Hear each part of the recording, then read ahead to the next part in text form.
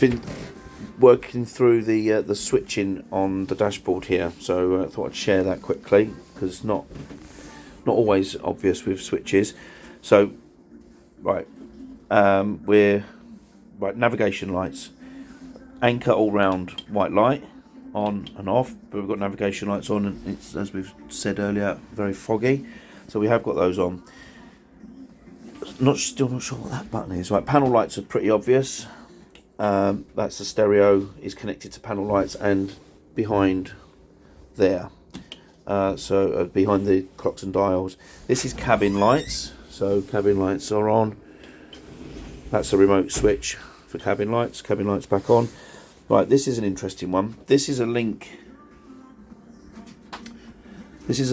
solenoid which powers up this panel.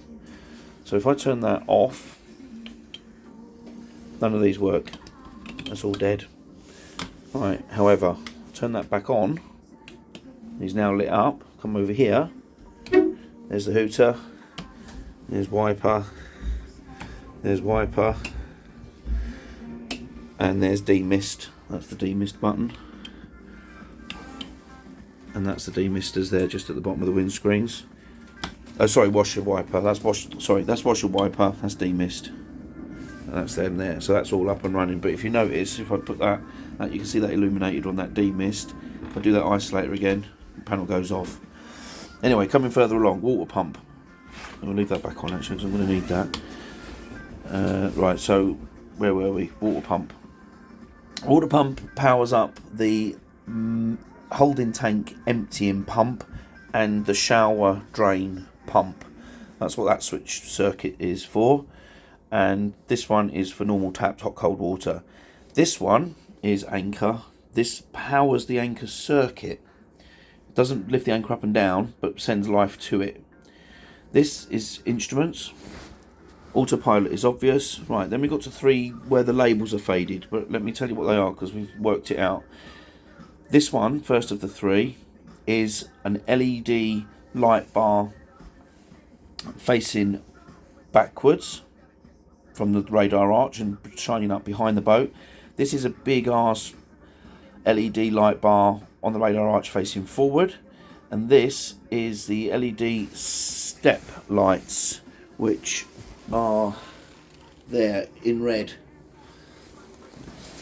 So just to recap, LED backwards, LED forwards, outside floodlights, step LEDs.